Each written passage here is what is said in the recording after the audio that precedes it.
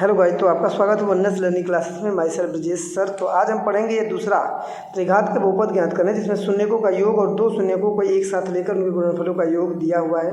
दोनों शून्यकों का गुणनफल 2 -7 और -14 है। तो इस तरह से हमें क्या करना है, इसको हल करना है और शून्यकों की जाँच करना। तो आइए इसको देखते हैं हम।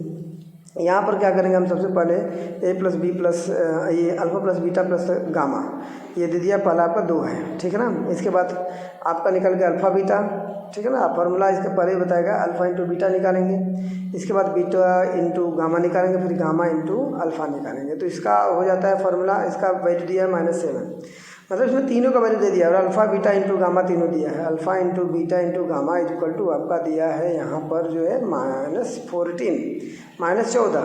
तो इस तरह से तीनों चीज़ें दी हुई है। बस आपको क्या करना है यहाँ पर, अब यहाँ पर जो है उसकी जांच करनी है। आइए उसको हल करते हैं, देखते हैं कैसे किया जाता है। तो आइए यहाँ पर लिखेंगे त्रिघात समीकरण। जो त्रिघात जो समीकरण है यहाँ पे त्रिघात बहुपद वाला जो है, हम त्रिघात बहुपद का क्या करेंगे, पहले हम सूत्र लिखेंगे। त्रिघात बहुपद का सूत्र क्या है ये देखते हैं। तो यहाँ पर दिया x³ और यहाँ पर माइनस ब्रैकेट में अल्फ़ा प्लस बीटा, ठीक है ना, alpha plus beta plus gamma into x² और प्लस हो जाएगा यहाँ पे alpha into beta plus beta into आपका यहाँ पे हो जाएगा गामा प्लस गामा इंटू आपका हो जाएगा अल्फ़ा। इस प्रकार से इंटू x हो जाएगा और माइनस जो है कि अल्फ़ा बीटा और गामा हो जाता है। तो इस तरह से आपके जो है यहाँ पर त्रिघात बहुपद का सूत्र यहाँ पर लिखा गया है। तो ये याद रखिएगा कि ये सूत्र का प्रयोग मोस्टली इस अध्याय में, इस एक्सरसाइज में किया जाता है जो लेसन अभी पढ़ रहे हैं। तो आइए हम उसके हिसाब से इन वैल्यूओं को क्या करेंगे, इनके बीच इनको रखेंगे हम। तो यहाँ पर alpha plus beta plus gamma का वैल्यू 2 और x के साथ गुणा कर देंगे, x² के साथ 2x² हो जाएगा। यहाँ पर alpha into beta into gamma -7 दिया है तो -7 रख देंगे इंटू x हो जाएगा। x का इसमें मल्टीप्लाई करेंगे और यहाँ पर minus alpha into beta into gamma है तो इसका जो वैल्यू आपका जो दिया है -14 है। तो माइनस माइनस क्या हो जाएगा, प्लस हो जाएगा। चाहे आप डायरेक्ट करें या तो आप ब्रैकेट के अंदर रख कर जो कि मल्टीप्लाई करके इसका आंसर फाइंड कर सकते हैं। तो इस तरह से ये हमारा जो वैल्यू हो जाता है x² - 2x² प्लस जो हो जाएगा -7x हो जाएगा और -14x हो जाएगा। तो इस तरह से हमें समीकरण यदि ज्ञात करना होगा त्रिघात समीकरण, तो इस तरह से हम त्रिघात समीकरण ज्ञात कर सकते हैं। आइए हम अगले प्रश्न की तरफ चलते हैं। यदि बहुपद x³ - 3x² प्लस x + 1 के शून्यांक a - b comma a plus b हो तो a तथा b का मान यहाँ पे ज्ञात करने हैं। तो इस प्रकार के सम को किस तरह से हम हल करेंगे, अब आइए इसको देखते हैं। यहाँ पे सॉल्यूशन जो है प्रश्न संख्या 3 का आप ध्यान से देखिएगा। यहाँ पर जो प्रश्न दिया हुआ है कि यहाँ पे x³ है -3x² और प्लस x + 1 के शून्यांक a - b सब दिया हुआ है। तो आप आइए यहाँ पे देख लेते हैं हम क्या करेंगे, x³ - 3x² लिखेंगे और प्लस ये x + 1 हो जाएगा हमारा। इस तरह से ये इक्वेशन है, समीकरण है। अब इसको क्या करेंगे, इसमें वैल्यू दिया हुआ है, ठीक है ना, इसमें वैल्यू दिया हुआ है। बट क्या करना है, इसका जांच करना पड़ेगा, पहले देखना पड़ेगा इसमें जो हमारा a - b है और a alpha b a plus b है। तो यहाँ पर क्या करेंगे हम, ये जो है कि हमारा फार्मूला, उस फार्मूले का हम यूज करेंगे। अल्फ़ा का जो वैल्यू होगा पहला होगा a - b, बीटा का जो वैल्यू होगा वो दूसरा होगा और आपका गामा का जो वैल्यू होगा वो तीसरा होगा। मतलब पहला दूसरा तीसरा जो value alpha plus beta, alpha beta और गामा का अलग अलग दिया हुआ है।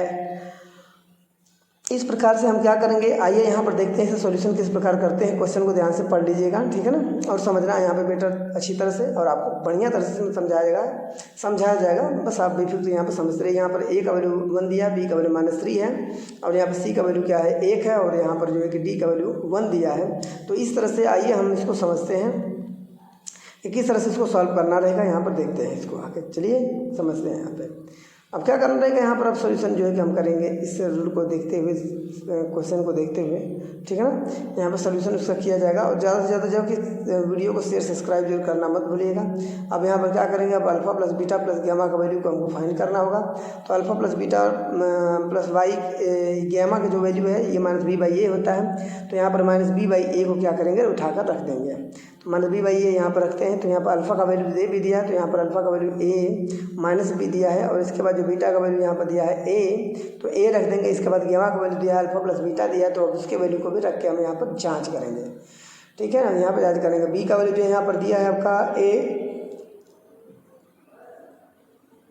बी का वैल्यू -3 दिया हुआ है तो -3 रखेंगे, और यहाँ पर ए का मान 1 है तो 1 रख देंगे। यहाँ से तो बी से बी कट गया, अब यहाँ पर क्या हो जाएगा 2a हो जाएगा। यहाँ पे वैल्यू क्या हो जाएगा 2a हो जाएगा ना, ए मिलकर a प्लस a 3a हो जाएगा।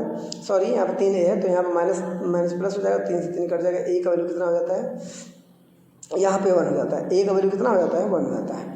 तो इस प्रकार से दिया हुआ त्रिघात समीकरण में यदि जो वैल्यू दी रहती है तो उसके वैल्यू को रख कर जो है कि हमें a का मान, b का मान और जो भी आने वाले जो वैल्यू रहेंगे उसका मान आप निकाल सकते हैं।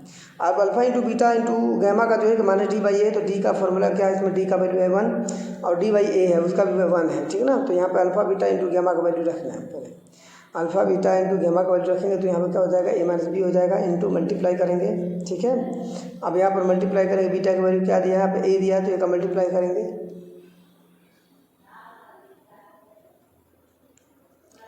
अब इसके बाद वैल्यू रख के इसको सॉल्व करेंगे। -d का वैल्यू है, ऊपर देखिए 1 दिया हुआ है और a का वैल्यू 1 दिया है तो क्या करेंगे उसमें डिवाइड करेंगे, ठीक है ना। डिवाइड करके आइए चेक करते हैं, मल्टीप्लाई कर देखिए a प्लस बी और a - b ये दोनों जो है कि आपका वर्गांतर का सूत्र है, a² - b² का फॉर्मूला हो जाएगा, a² - b² का।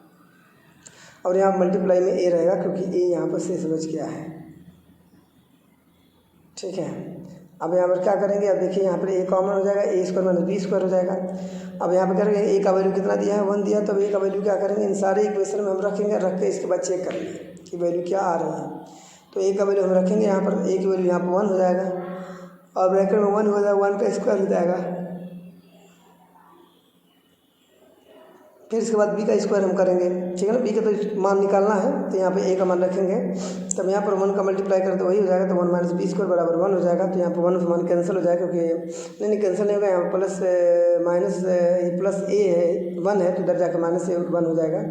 अब यहाँ पर क्या हो जाएगा, -b² बराबर हो जाएगा, माइनस जो है कि माइनस ही रहता है लेकिन नंबर ऐड हो जाता है, माइनस हो जाता है, माइनस ऐड हो जाएगा लेकिन साइन माइनस का रहेगा, b² = क्या हो जाएगा 2 हो जाएगा। तो ये हो जाएगा 20 का स्क्वायर निकालना तो अंडर रूट में जो है कि √2 में √2 हो जाता है, मतलब b² का जो वैल्यू होता है √2 में हो जाता है, क्योंकि √2 में होने के कारण होता है क्योंकि उसके ऊपर वर्ग है इसलिए उसकी अंडर रूट में स्क्वायर हो जाएगा। तो इस प्रकार से जो है कि आप सॉल्यूशन जो है कि आप अगला प्रश्न की तरफ चलते, यदि बहुपद x³ + 9x² + 20x + 12 हो तो इसके शून्यांकों को ज्ञात कीजिए। इसके शून्यांक को ज्ञात करना है, बहुत आसान समय, जबकि इस प्रकार से आपने जो है कि द्विघात बहुपद में आपने हल किया था, लेकिन अब बहुपद हम पढ़ेंगे px का जो मान है x³ + 9x + 20x + 12 का हम क्या करेंगे, अधिक से अधिक जो कि विखंडन करेंगे फिर इसके वैल्यू को प्राप्त करना है। तो यहाँ से बात देखते हैं सॉल्यूशन क्या है। यहाँ पर x की जो वैल्यू है यहाँ पर क्या है, यहाँ पर मान लीजिए कि x की वैल्यू जो है वो 1 है ±1, और यहाँ पर जो है कि आपका नेक्स्ट वैल्यू जो दिया है यहाँ पर जो है क्या करेंगे +-2 रखेंगे और नेक्स्ट जो है कि +-3 रखेंगे। मीन्स एक बार प्लस रखना है एक बार माइनस रखना है, इस तरह से रख के हमें क्या करना है क्वेश्चन को सॉल्व करना है, ठीक है ना। एक प्लस एक माइनस में रख के जो क्वेश्चन को क्या करना है सॉल्व करना है। तो यहाँ पर दिया है कि x का जो वैल्यू -1 क्या करें रखने पर, x - 1 की वैल्यू क्या करना पड़ेगा रखने पर। तो यहाँ पर अब रखा जाए x³ का वैल्यू यहाँ पर x = -1 हो जाएगा।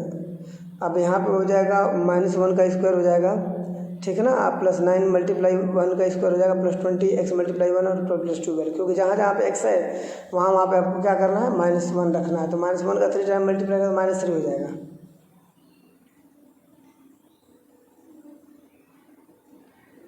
ठीक है। अब यहाँ पर क्या करेंगे 1 का 3 बार मल्टीप्लाई करें तो केवल 1 हो जाएगा।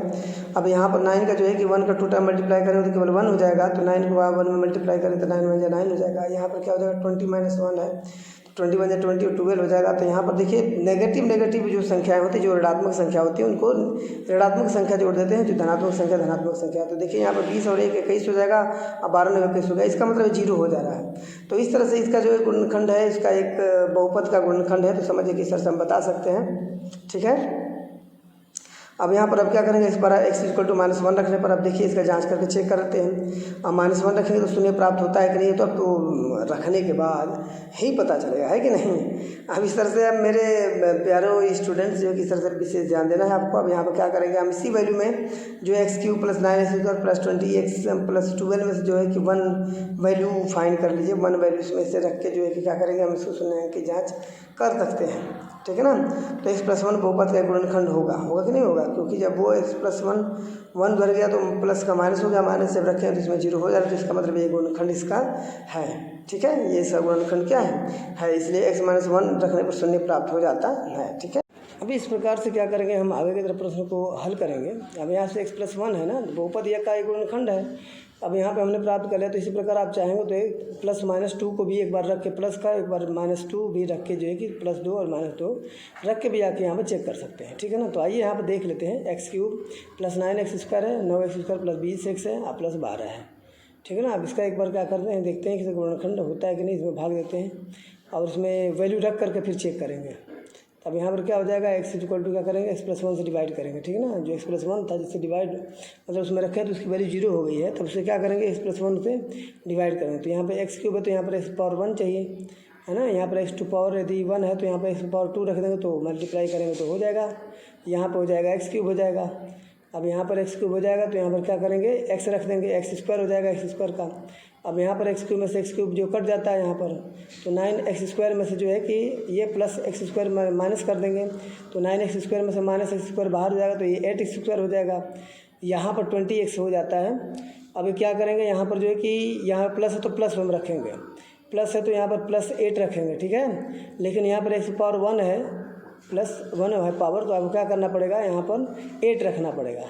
8 रखिए और यहाँ पर x⁴ है तो x⁴ यहाँ पर, तो x यहाँ इसके साथ भी रख दीजिए कि इसका पावर और उसका पावर मिलके 8x² हो जाएगा। अब 8x² प्लस क्या हो जाएगा, 8x का 1 में मल्टीप्लाई करें तो 8x हो जाएगा। अब इसको सब्ट्रैक्ट करेंगे, यहाँ पर सब्ट्रैक्ट करके फिर माइनस करना है, साइन बदल देना, याद रखिएगा इसमें साइन क्या हो जाता है, बदल दिया जाता है। अब ये 8x² से 8x² कट जाता है। अब यहाँ पर क्या हो जाएगा, 20x में से 8x जो है कि माइनस होगा तो 12x हो जाता है, तो प्लस का मान जाता है तो प्लस का ही चिन्ह रखते हैं। यहाँ पर 12x + 1 हो गया। अब क्या करेंगे, यहाँ पर चेक करेंगे, यहाँ पर 12x चाहिए, अगर 12x है तो यहाँ पर 12 रख दीजिए, सिंपल। अब यहाँ पे x केवल है तो फिर कोई दिक्कत नहीं है, यहाँ पे स्क्वायर रखने की जरूरत नहीं है, तो 12 ही केवल रख दीजिए। 12 का x में गुणा कर तो 12x² हो जाएगा, अब प्लस इसके बाद 12 कम 12 हो जाएगा, है ना। 12x प्लस क्या हो जाएगा, 12 कम 12 हो जाता है, पूर्ण रूप से विभाजित हो जाती है। यहाँ पर ये पूर्ण रूप से क्या हो जाती है, विभाजित हो जाती है। ठीक है ना।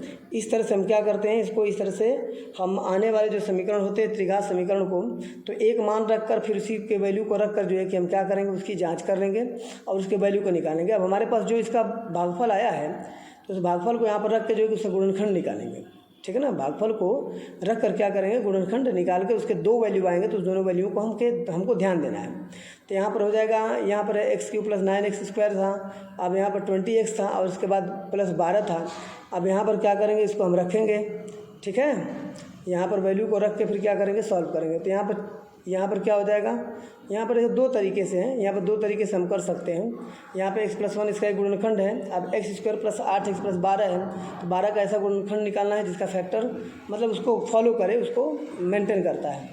तब ये 12 का निकल जाएगा तो कितना हो जाएगा, 4 × 3 = 12 हो जाएगा, 4 × 3 = 7 हो जाएगा, उसका 4 × 3 = 12 हो जाएगा और इसका 4 × 3 = 7 होगा। तो 4 × 3 = 12 नहीं होगा, ठीक है ना, 6 × 2 = 12 होगा, 6 × 2 = 12 होगा तो 6 और 2 = 8 हो सकता है। तो आइए इसको सॉल्व करें। पहले यहाँ पर रखेंगे x+1 रखेंगे, x+1 रख के x² + 8x + 12, यहाँ पर क्या करेंगे, इसको रखेंगे, रख के जो है कि फिर इसका विस्तार करेंगे।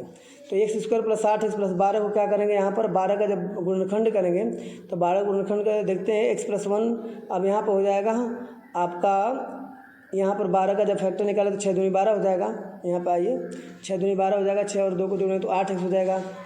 यहाँ पर 6 और 2x हो जाएगा तो 8x हो जाएगा। तो इसके साथ x शामिल कर लीजिएगा, x जो है इसके साथ आप क्या कर लीजिएगा, शामिल कर लीजिएगा। तो यहाँ पर हो जाएगा 6x प्लस कितना हो जाएगा, 2x हो जाएगा। मतलब इसको आप चाहें तो 6 + 2x भी रख सकते हैं, या तो 6x + 2x रख सकते हैं।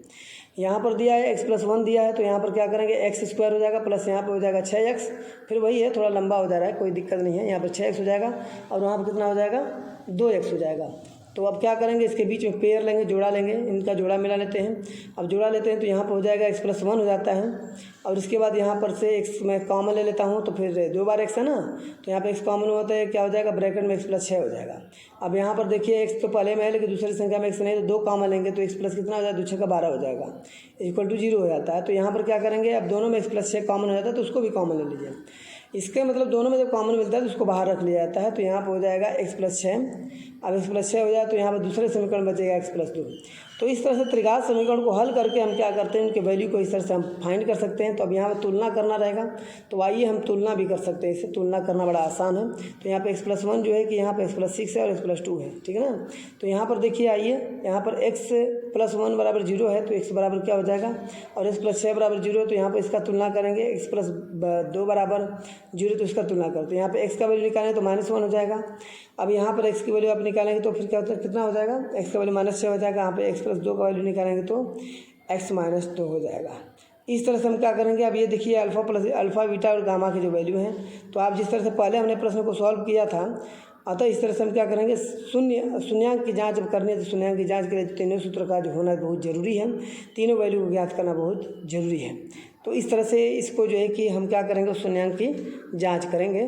इधर देखिए, इस तरह से आप कर सकते हैं। आइए अगला प्रश्न पढ़ते हैं कि यदि बहुपद x² - x² प्लस x+3 का एक शून्यांक a है तो a का मान ज्ञात करिए। आइए इसका भी a का मान हम ज्ञात करके देखते हैं।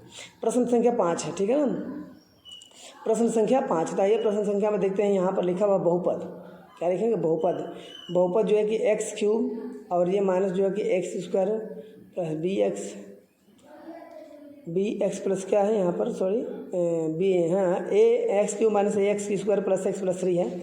इस तरह से हम क्या करेंगे, इसी पर जो है कि हम क्या करेंगे, इस वैल्यू को फाइंड करेंगे, ठीक है ना। a के वैल्यू को क्या करना है, फाइंड करना है। तो यहाँ पर a की जो वैल्यू रहेगी, यहाँ पर शून्यांक जो है क्या करें कि शून्यांक a है, मान लिया जाए यहाँ पे a का शून्यांक मान लीजिए a है, यहाँ पर दिया भी है ना। इसके लिए जो है कि ax² minus ax² plus x+3, तो इसका शून्यांक a है। यहाँ पर शून्यांक कितना है, a दिया हुआ। तो आइए उसको देखते हैं हम। तो यहाँ पर क्या करेंगे, यहाँ पर x बराबर a क्या करने पर, रखने पर, x बराबर क्या करने पर a रखने, यहाँ पर a रख कर समीकरण हम चेक करेंगे कि कितना वैल्यू आया है। तो p a रखेंगे, ठीक है ना। यहाँ पर x³ है, तो यहाँ पर x³ में a की जगह पर हम x की जगह पर a रख के क्यूब करेंगे, फिर -a है पहले से दिया हुआ, तो a रख के फिर x² की जगह पे a रखेंगे और a का 2 बार स्क्वायर करेंगे, इसका 2 बार करेंगे, फिर प्लस यहाँ पर a रखेंगे और a में +3 को क्या कर देंगे, जोड़ देंगे, है ना, a+3 ऐसे करके जोड़ देंगे। अब इस तरह से यहाँ पर देख लेते हैं, यहाँ पर जो दिया हुआ है तो ये है a³ माइनस ये भी a³ हो जाएगा, क्योंकि एक प्लस में दिया है एक माइनस में दिया है, तो ये भी a³ हो जाएगा, ठीक है। अब इसके बाद यहाँ पर a और +3 हो जाएगा। अब यहाँ पर देखिए a³ से a³ कट जा रहा है, यहाँ पर a+3 हो जा रहा है।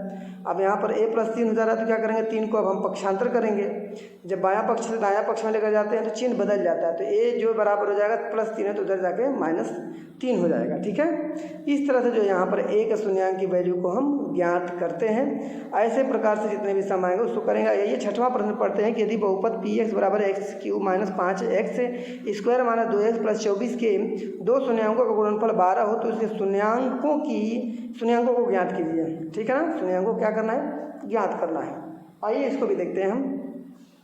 तो इसका शून्यांक ज्ञात करना है, तो फिर क्या करेंगे, px बराबर हम क्या रखेंगे, यहाँ पर जो है कि x यहाँ पर q माइनस 5x² रखेंगे और -2x, ठीक है, और प्लस यहाँ पर 24 रख दिया जाएगा।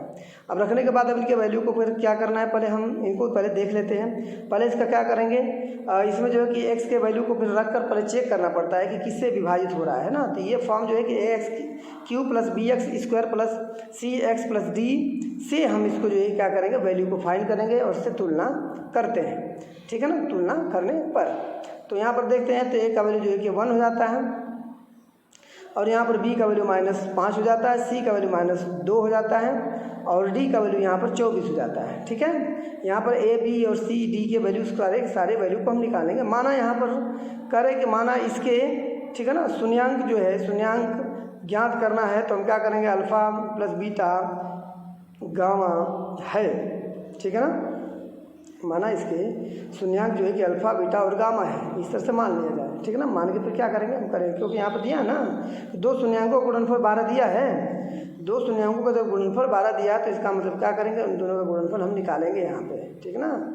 यहाँ पर इसी से इसके दो शून्यांकों का गुणनफल हम क्या करेंगे, प्राप्त करेंगे। इस प्रकार से प्रश्न जो है गुणनफल भी दे सकता है, योगफल भी दे सकता है, ठीक है ना। और दो संख्याओं के भी गुणनफल देगा तो उसका फिर निकालना रहेगा। तो यहाँ पे दो संख्याओं का गुणनफल alpha into beta is equal to हमारे 12 हो गया। ये हमारा समीकरण नंबर 1 हो जाता है। Alpha into beta equal to 12 होता है, समीकरण नंबर 1 हो जाता है। तो इस प्रकार से आइए इसके वैल्यू को हम देखते हैं किस प्रकार से हल करेंगे। Alpha into beta into gamma जो है कि हमारा एक फार्मूला है जिसको हम D/A के रूप में दिखाते हैं। तो alpha into beta into gamma में क्या करेंगे, अल्फ़ा इंटू बीटा का वैल्यू को 12 को रख देंगे और यहाँ पे गामा का वैल्यू निकालना है। गामा का वैल्यू तो D का वैल्यू जहाँ ऊपर देखिए रखा हुआ है 24 से 24 में 1 का भाग दे देंगे। A का मान 1 है, ठीक है ना। A का मान क्या है ऊपर देखिए, A का मान 1 है, तो क्या करेंगे फिर 1 से हम भाग देते हैं। तो यहाँ पर क्या करेंगे, अब 12 दूनी 24 दो बार कट गया, -2/1 हो गया। y का वैल्यू क्या हो जाएगा, -2/1। तो -2/1 का मतलब 1 दूनी 2 हो जाएगा, -2 ही हो जाएगा। तो इस तरह से गामा का वैल्यू निकल गया कि नहीं निकल गया। इस तरह से अल्फ़ा बीटा और गामा का वैल्यू क्या हो जाता है आप निकाल लेते हैं। तो अल्फ़ा इंटू बीटा और गामा का वैल्यू निकालते हैं तो फिर क्या करेंगे, अल्फ़ा बीटा प्लस गामा का वैल्यू रख के जो इसको चेक कर लेंगे, इसको देख लेंगे। तो -b/a है, तो इस प्रकार से इसके वैल्यू को हम क्या करेंगे, -b/a को यहाँ पर रखेंगे। Alpha plus beta plus gamma यहाँ पर जो दिया है तो इसके वैल्यू को हम क्या करेंगे, यहाँ पर मान यदि है तो उसको रख दीजिएगा, ठीक है ना। लेकिन पहले यदि जाँच तो करना नहीं, उसको पहले वैल्यू को निकालना है। गामा का वैल्यू -2 दिया है ना, और वहाँ पर जो है क्या दिया था, अब यहाँ पर जो है कि बीटा का वैल्यू -5 दिया तो एक माइनस है और दूसरा -5 भी दिया तो 1 5 से क्या हो जाएगा 5 हो जाएगा। अब ये समीकरण नंबर हमारा क्या हो जाएगा, समीकरण नंबर हमारा ये, इससे हम क्या करेंगे सॉल्व करेंगे, ठीक है ना। Alpha into beta equal to gamma. अब ये चीज़ें क्या करना पड़ा, अल्फ़ा इंटू बीटा का वैल्यू जो है कि 12 हम क्या करेंगे रखेंगे, 12 यहाँ पर क्या करेंगे रख के इसकी जांच करेंगे। तो यहाँ पर देखिए, यहाँ पर जो है कि बीटा का वैल्यू निकालना तो 12 बाई क्या करेंगे हम, अल्फ़ा है ये क्या करेंगे हम रखेंगे, ठीक है ना। ये क्या करेंगे बीटा का वैल्यू हम क्या करेंगे 12 माइनस अल्फ़ा रखेंगे। तो यहाँ पर हो जाएगा अल्फ़ा प्लस बीटा का वैल्यू है यहाँ पर B12/अल्फ़ा और -2 हो जाएगा, ठीक है ना। -2 इक्वल टू हो जाएगा -5/1 मतलब हो जाता है माइनस प्लस हो जाता है, 1 का 5 में डिवाइड कर दो 5 हो जाएगा, है ना। 5 प्लस यहाँ पर क्या हो जाएगा, अब यहाँ से 2 जो माइनस में 2 जाएगा उधर हो जाएगा। अल्फ़ा का अल्फ़ा में स्क्वायर करेंगे तो अल्फ़ा स्क्वायर हो जाएगा, फिर प्लस B12 हो जाएगा बटे अल्फ़ा हो जाएगा, 5 2 7 हो जाएगा। फिर ये गुणा करेंगे तब यहाँ से 7 अल्फ़ा हो जाता है। तो अल्फ़ा स्क्वायर प्लस 12 बराबर क्या हो जाएगा 7 अल्फ़ा। 7 अल्फ़ा हो जाता है, 7 अल्फ़ा को लेफ्ट साइड में लीजिए, अल्फ़ा स्क्वायर माइनस हो जाता है 7x -7x प्लस 12।